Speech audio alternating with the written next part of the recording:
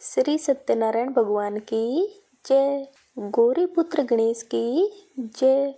प्रिय श्रोताओं, आप सभी को अधिक पूर्णिमा की बहुत बहुत शुभकामनाएं। आज के इस पावन अवसर पर अब आप सभी अत्यंत श्रद्धा के साथ सुनिए श्री सत्यनारायण भगवान की अत्यंत पावन और दुर्लभ कथा।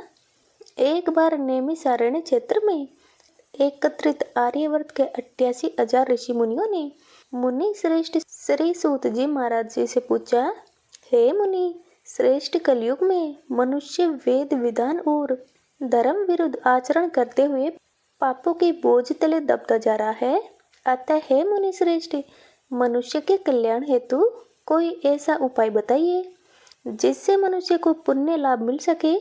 तब श्री सूत जी बोले, हे ऋषियों, आपने समस्त विश्व के कल्याण के लिए अति उत्तम प्रश्न किया है। अब मैं उस मंगलकारी व्रत का वर्णन करूंगा जिसके संबंध में एक बार ब्रह्मा ऋषि देवर्षि नारद जी ने भगवान लक्ष्मी नारायण से पूछा था और उन्होंने नारद जी से जो कथा कही थी, आप सब भी उसे ध्यान पूर्वक होकर सुनिए। ब्रह्मा ऋषि नारद जी मानव कल्याण की इच्छा से विभिन्न लोकों का भ्रमण करते हुए पृथ्वी लोक में जा पहुंचे। वहाँ अपने अपने कर्मों के अनुसार लोगों को दुखों से पीड़ित देखकर वे बहुत परेशान हुए और मन में विचार करने लगे कि इन प्राणियों के दुख का निवारण कैसे होगा। जब वे कोई उपाय न सोच सके तब भगवान विष्णु से मिलने पहुंच गए। वहाँ नारद जी ने श्वेत वर्ण और 4 भुजाओं वाले शंख चक्र गदा और पद्म से सुसज्जित भगवान श्री विष्णु की स्तुति करते हुए कहा, हे नारायण, आप सर्वशक्तिमान और सृष्टि के पालन करता है। आपका कोई आदि मध्य और अंत नहीं है। आप सृष्टि के कण कण में व्याप्त है और अपने भक्तों की सभी मंगल कामनाएं भी पूरी करने वाले हैं। मैं आपको नमन करता हूँ। नारद जी की स्तुति सुनकर भगवान विष्णु बोले, हे मुनिवर, आप मुझे अपने यहाँ पर आने का कारण बताइए। तब नारद जी ने कहा, पृथ्वी लोक के प्राणी अपने अपने कर्मों के अनुसार विभिन्न योनियों में रहते हुए दुखों से पीड़ित है। मुझ पर कृपया करते हुए कोई ऐसा उपाय बताइए प्रभु जिससे उनके दुखों का नाश हो सके। इसके उत्तर में भगवान विष्णु बोले, हे नारद, अब मैं ऐसे व्रत का वर्णन करने जा रहा हूँ जिसे करने से विश्व के सभी स्त्री पुरुषों को पापों से मुक्ति मिलेगी और निर्धनता नष्ट होने से मनुष्य आनंद पूर्वक जीवन यापन करने लगेंगे। श्री सत्यनारायण भगवान के इस व्रत को करने से जातक की सभी मंगल कामनाएं भी पूरी होंगी। नारद जी ने जब व्रत हेतु विधि विधान की जानकारी चाहिए तब श्री नारायण भगवान बोले, मन से, वचन से और कर्म से शुद्ध होकर मनुष्य भक्ति और श्रद्धा भाव से किसी भी दिन यह व्रत कर सकता है। इस व्रत में नैवेद्य आदि भक्ति भाव से अर्पित कर ब्राह्मणों को भोजन कराने और दक्षिणा देने से सभी सुखों की प्राप्ति होती है। इस प्रकार श्री सत्यनारायण भगवान की आराधना से सभी कष्टों से मुक्ति पाकर मनुष्य धन से संपन्न व सुखी होकर आनंद पूर्वक जीवन व्यतीत करता है। इसी के साथ सभी प्रेम से बोलिए श्री सत्यनारायण भगवान की जय। श्री सूत जी बोले, हे ऋषि मुनियों, अब मैं आपको उस निर्धन ब्राह्मण की कथा सुना रहा हूँ जिसने श्री सत्यनारायण भगवान का सबसे पहले व्रत किया। प्राचीन समय में वह निर्धन ब्राह्मण काशी में रहता था। भिक्षा मांग कर वह अपना जीवन यापन कर रहा था। ब्राह्मण की इस दुर्दशा को देखकर ब्राह्मणों से प्रेम करने वाले श्री सत्यनारायण भगवान ने एक दिन एक वृद्ध व्यक्ति का रूप धारण कर उसके पास जाकर आदर से पूछा, हे ब्राह्मण देवता, तुम इस तरह घर घर भिक्षा मांगकर अनेक कष्टों को सहन करते हुए कैसे जीवन यापन कर रहे हो। तब उस दरिद्र ब्राह्मण ने कहा, हे मित्र, आय का कोई साधन न होने के कारण ही मैं भिक्षा मांगकर अपना जीवन यापन कर रहा हूँ। निर्धन ब्राह्मण की बात सुनकर बूढ़े व्यक्ति ने कहा, हे मित्र, श्री सत्यनारायण भगवान का व्रत करने से सभी कष्टों का निवारण हो जाता है। श्री सत्यनारायण भगवान की पूजा आराधना करने से तुम्हारी सभी मनोकामनाएं पूर्ण होगी और तुम्हारे घर में धन सुख समृद्धि की वर्षा होगी। ब्राह्मण को व्रत करने की विधि बताकर श्री सत्यनारायण भगवान अंतर्ध्यान हो गए। फिर निर्धन ब्राह्मण ने बूढ़े व्यक्ति द्वारा बताए व्रत को करने का निश्चय किया। उसे उस रात नींद नहीं आई। वह व्रत करने के बारे में ही सोचता रहा और रात भर श्री सत्यनारायण भगवान का स्मरण करता रहा। प्रातः उठकर श्री सत्यनारायण भगवान का व्रत रखने का निश्चय करता हुआ वह निर्धन ब्राह्मण भिक्षा मांगने के लिए निकल पड़ा। उसी दिन उसे भिक्षा में बहुत सारा धन मिला। घर लौटकर उसने अपने आसपास के लोगों के साथ श्री सत्यनारायण भगवान की पूजा करने व उन्हें व्रत कथा सुनाने के बाद सभी को प्रसाद देकर स्वयं भी प्रसाद ग्रहण किया। कुछ ही दिनों में ब्राह्मण की निर्धनता दूर हो गई और उसके घर में धन धान्य की वर्षा होने लगी। हे श्रेष्ठ मुनियों, अब मैं आपको उन लोगों की भी कथा सुनाता हूँ जिन्होंने उस ब्राह्मण से श्री सत्यनारायण भगवान के व्रत कथा और महिमा सुनकर ये व्रत किया और उनके कष्ट भी दूर हुए। धन संपत्ति से संपन्न उस ब्राह्मण ने हर माह नियमित रूप से व्रत करते हुए जब अगले माह श्री सत्यनारायण भगवान का व्रत किया तो उस व्रत में बहुत से बंधु बांधव और मित्र सम्मिलित हुए। उसी समय एक लकड़हारा जो वृद्ध था वहां से गुजरा। उसे बड़ी प्यास लग रही थी, इसलिए जल पीने की इच्छा से बूढ़े लकड़हारे ने लकड़ियों के गट्टर को जमीन पर रखा और घर के आंगन में पहुंचकर उस ब्राह्मण से पूछा, हे ब्राह्मण देवता, आप किसका पूजन कर रहे हो और इस व्रत को करने से क्या लाभ होता है? कृपया करके मुझे भी सब बताइए। बूढ़े लकड़हारे की बातें सुनकर उस ब्राह्मण ने कहा, मैं बंधु बांधवों और परिचितों के साथ श्री सत्यनारायण भगवान की पूजा कर रहा हूँ। इस व्रत को करने से श्री सत्यनारायण भगवान की अनुकंपा से निर्धनता दूर होती है और संसार के दुखों से मुक्ति मिलती है। ब्राह्मण से इस व्रत का वर्णन सुनकर बूढ़ा लकड़हारा बड़ा प्रसन्न हुआ। मन ही मन उसने भी श्री सत्यनारायण भगवान का व्रत करने का निश्चय किया। चलते हुए लकड़हारे ने मन में सोचा, आज लकड़ियां बेचने से जो भी धन मिलेगा उस धन से मैं श्री सत्यनारायण भगवान का पूजन करूंगा। ऐसा विचार करने से उस दिन लकड़हारे को लकड़ियों के अधिक रुपए मिले। लकड़हारे ने उन रुपयों से केले, घी, दूध, दही, गेहूं का आटा और शक्कर खरीदा। फिर घर लौटकर लकड़हारे ने देवों की प्रिय नगरी काशी में श्री सत्यनारायण भगवान की पूजा की। उस पूजा में उसके परिवार के और आसपास के लोग भी सम्मिलित हुए। श्री सत्यनारायण भगवान की पूजा और व्रत कथा सुनने के बाद लकड़हारे ने प्रसाद बांटकर स्वयं भी प्रसाद ग्रहण किया। सत्यनारायण भगवान की कृपा से लकड़हारे के घर में भी धन धान्य की वर्षा होने लगी। उसकी निर्धनता दूर हो गई। श्री सत्यनारायण भगवान का पूजन करते हुए लकड़हारा आनंद पूर्वक जीवन यापन करता हुआ अंत में मोक्ष को प्राप्त करके बैकुंठ धाम को चला गया। प्रेम से बोलिए सत्यनारायण भगवान की जय।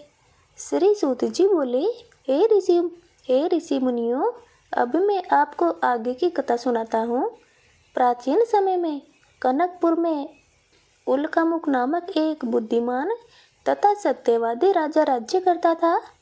वह प्रतिदिन मंदिर में जाकर श्री सत्यनारायण भगवान की पूजा करता था और निर्धनों को अन्न, वस्त्र और धन दान करता था। उसकी पत्नी सुभद्रा बहुत सुशील थी। वे दोनों हर महीने श्री सत्यनारायण भगवान का व्रत करते थे। श्री सत्यनारायण भगवान की कृपा से उनके मेल में धन संपत्ति के भंडार भरे थे। उनकी सारी प्रजा बहुत आनंद से जीवन यापन कर रही थी। एक बार राजा और रानी बहुत से लोगों के साथ जब भद्रशिला नदी के किनारे श्री सत्यनारायण भगवान की पूजा कर रहे थे, तब नदी के किनारे एक बड़ी नाव आकर ठहरी। उस नाव में एक धनी व्यापारी यात्रा कर रहा था। वे बहुत सा धन कमा कर अपने नगर को लौट रहा था। उसका सारा धन उसी नाव में रखा हुआ था। नाव से उतरकर व्यापारी राजा के समीप पहुंचा। राजा को पूजा करते देख उसने कहा, हे राजन, आप इन सब लोगों के साथ मिलकर किसकी पूजा कर रहे हैं? इस पूजा के करने से मनुष्य को क्या लाभ होता है? राजा ने व्यापारी से कहा, हम हर पूर्णिमा को श्री सत्यनारायण भगवान का व्रत करते हैं और फिर पूजा अर्चना के बाद भगवान का प्रसाद लोगों में बांटकर स्वयं भी ग्रहण करते हैं। सत्यनारायण भगवान की पूजा से दुखियों के सारे दुख दूर होते हैं। राजा की बात सुनकर व्यापारी कहने लगा, हे राजन, मैं भी सत्यनारायण भगवान का व्रत करना चाहता हूँ। कृपया मुझे इस व्रत की विधि बताइए। राजा ने व्यापारी को सत्यनारायण व्रत की संपूर्ण विधि बताई। राजा ने व्रत कथा सुनने के बाद व्यापारी को भी प्रसाद दिया।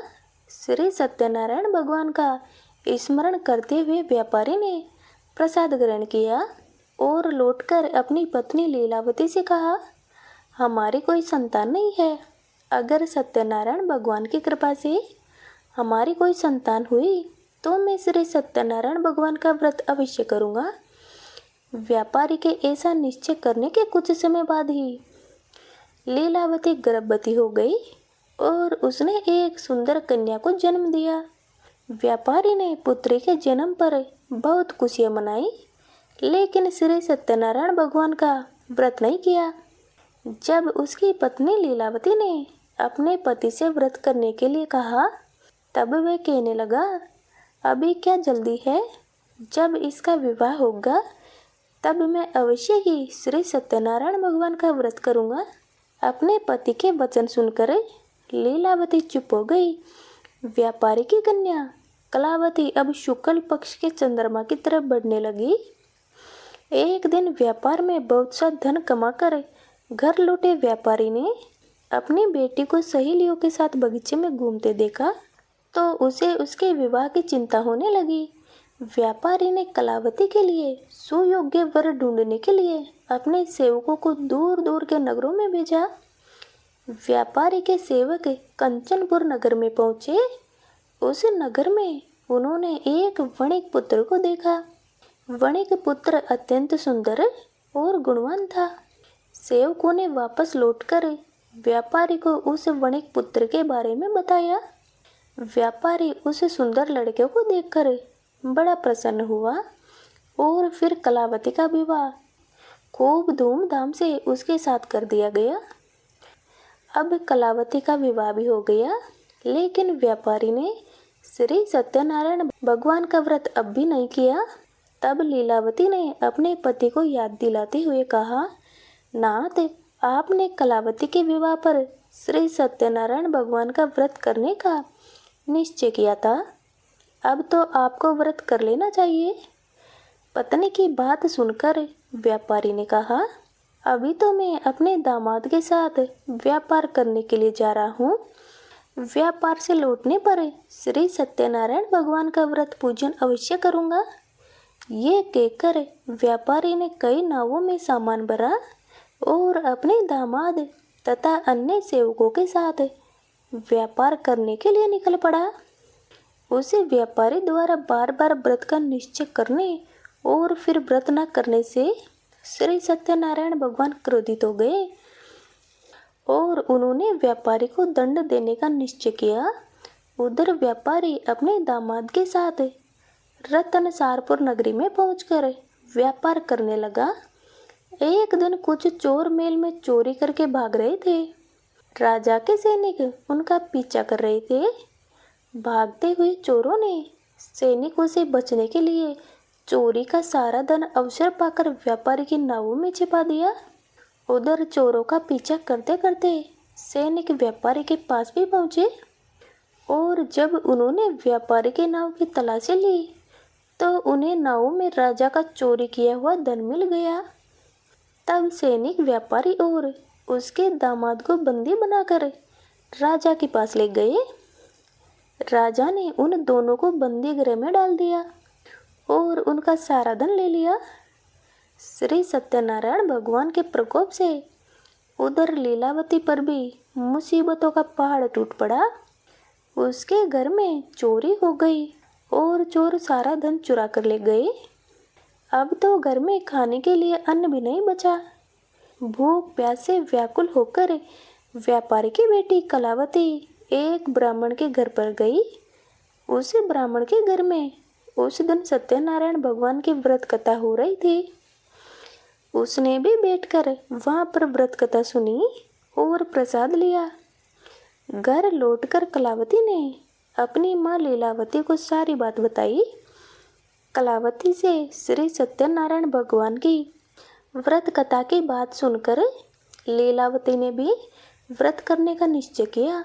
अगले दिन लीलावती ने अपने परिवार और आसपास के लोगों के साथ श्री सत्यनारायण भगवान की पूजा की। पूजा के बाद सबको प्रसाद बांटकर स्वयं भी प्रसाद ग्रहण किया। लीलावती ने अपने पति और दामाद के घर लौट आने की मनोकामना से श्री सत्यनारायण भगवान का व्रत किया था। लीलावती के विधि पूर्वक व्रत करने से और प्रसाद ग्रहण करने से श्री सत्यनारायण भगवान ने प्रसन्न होकर उसकी मनोकामना पूर्ण की।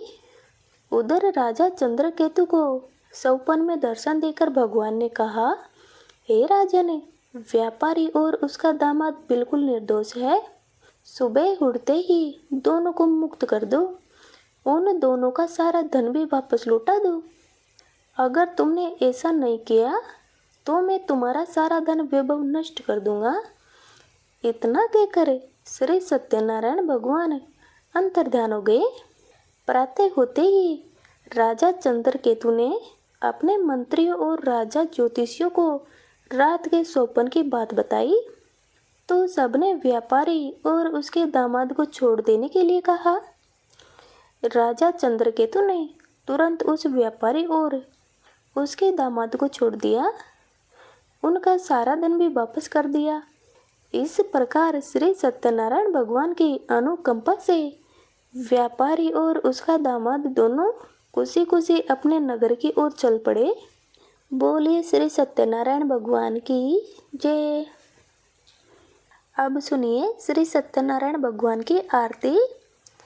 ओम जय लक्ष्मी रमणा स्वामी, जय लक्ष्मी रमणा सत्यनारायण स्वामी, जनपातक हरिणा। ओम जय लक्ष्मी रमणा रतन जड़ित सिंहासन, अद्भुत छवि राजे स्वामी, अद्भुत छवि राजे।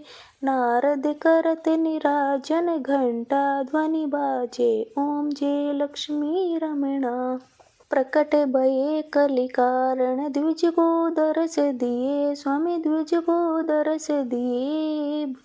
बूढ़े ब्राह्मण बनकर कंचन मैल कियो।